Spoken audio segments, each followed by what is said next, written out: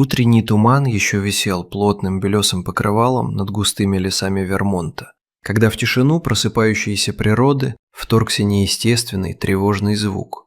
Это был глухой стук тяжелых копыт о металлические рельсы и деревянные шпалы, сменяющиеся тяжелым прерывистым дыханием. Огромный лось весом более 300 килограммов оказался в смертельной ловушке. Забредя на узкую железнодорожную насыпь, окруженную крутыми каменистыми откосами и мостовыми конструкциями, лесной великан внезапно осознал, что пути вперед нет, а отступить назад не позволяют скользкие шпалы и узкое пространство. Каждый шаг давался ему с трудом. Длинные сильные ноги соскальзывали между перекрытиями, рискуя сломаться в любой момент. Для дикого зверя такой перелом равносилен неминуемой гибели. Оказавшись в тупике, животное запаниковало. Лоси по своей натуре – существа пугливые и независимые, не терпящие замкнутых пространств. Попав в западню, зверь метался, сбивая в кровь суставы, натыкался на железные балки и все глубже увязал в опасном положении. Железнодорожное полотно действовало как капкан, над головой нависали провода, по бокам зияла пустота обрыва, а в любую минуту из-за поворота мог показаться многотонный товарный состав. Первыми тревогу забили железнодорожные смотрители.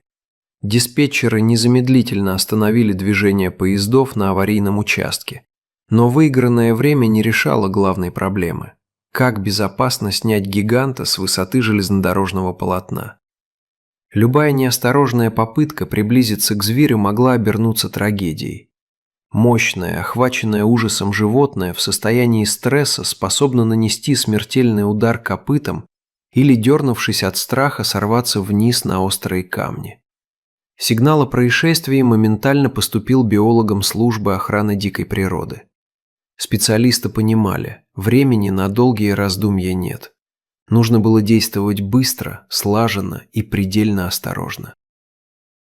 Была сформирована экстренная спасательная группа, куда вошли опытные зоологи, сотрудники местной пожарной части Спрингфилда и рабочие бригады железной дороги с тяжелой техникой. Когда спасатели прибыли на место, перед ними предстала напряженная картина. Лось лежал, наполовину застряв между шпалами, тяжело вздымая бока. Его темные глаза были полны ужаса и ярости. Любое движение людей вызывало у него новую вспышку сопротивления. Главная цель биологов заключалась в том, чтобы не допустить травмирования зверя и обезопасить людей. Было принято единственно верное решение – использовать седативный препарат. Биолог, выбрав удобную и безопасную позицию, зарядил специальное ружье с транквилизатором. Раздался негромкий щелчок, и дротик с лекарством точно поразил крупную мышцу бедра. Теперь оставалось самое нервное – ждать. Препарат должен был подействовать мягко, чтобы зверь не дернулся и не повредил позвоночник при падении. Несколько минут показались спасателям вечностью. Великан постепенно начал затихать, его тяжелая голова с широкой мордой медленно опустилась на холодные шпалы, дыхание выровнялось, а мышцы расслабились. Зверь погрузился в глубокий сон. С этой секунды начался второй, не менее сложный этап операции. Вес взрослого лося составлял около 320 килограммов, а пространство на путях оставалось крайне ограниченным. Вручную сдвинуть такую массу по скользким балкам было невозможно. На помощь пришли железнодорожники со специальным грузовиком, оборудованным мощным краном-манипулятором, и пожарные со специализированными спасательными стропами. Пожарные аккуратно, стараясь не передавить внутренние органы и дыхательные пути спящего зверя, завели широкие мягкие ремни под туловище и грудную клетку лося. Ветеринары тем временем непрерывно следили за пульсом и дыханием пациента, закрыв его глаза плотной тканью, чтобы случайный свет не потревожил угасающие рефлексы. Кран плавно натянул тросы.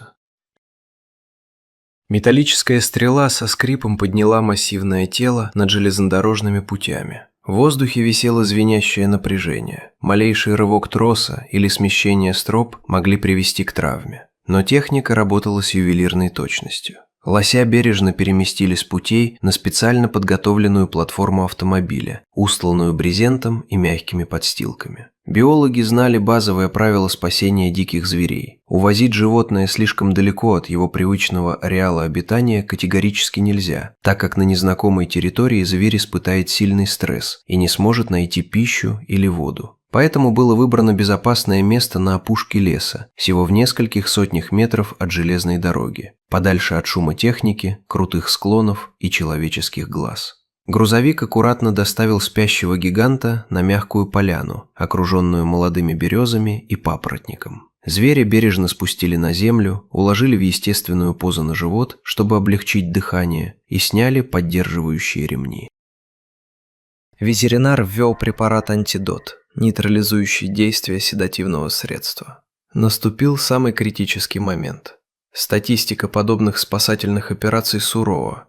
Дикие животные часто погибают от так называемого стресс-миопатии, сердечной недостаточности или мышечного паралича, вызванного запредельным уровнем паники и перегрузок.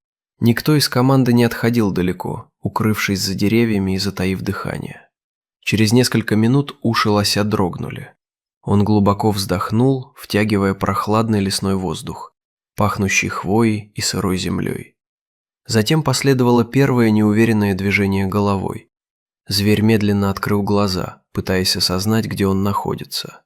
Больше не было режущей боли от железных шпал, холодного ветра на обрыве и устрашающих металлических конструкций. Вокруг шумели родные деревья. Лось предпринял попытку подняться. Его передние ноги подогнулись, но он уперся в мягкий мох и траву, собираясь силами. Спасатели, наблюдавшие со стороны, замерли. Второе усилие оказалось успешным. Опираясь на мощные копыта, лесной гигант плавно встал во весь свой внушительный рост. Он постоял неподвижно около полуминуты, покачивая головой и восстанавливая равновесие, словно прогоняя остатки тяжелого сна. Затем огляделся по сторонам, сделал первый осторожный шаг, второй, третий. Почувствовав под ногами привычную упругую лесную почву, лось ускорил шаг и легкой пружинистой рысью направился вглубь чащи. Через несколько мгновений его могучий силуэт скрылся за густыми ветвями деревьев, оставив лишь легкий шелест листвы. Среди спасателей воцарилась тишина, которая тут же сменилась искренней радостью и облегчением. Десятки людей разных профессий, ученые, пожарные, рабочие, объединили усилия, знания и технику ради одной цели – подарить дикому существу второй шанс на жизнь. Этот день доказал, что человеческое сострадание и слаженная работа способны творить настоящие чудеса, возвращая природе ее истинных хозяев в целости и сохранности.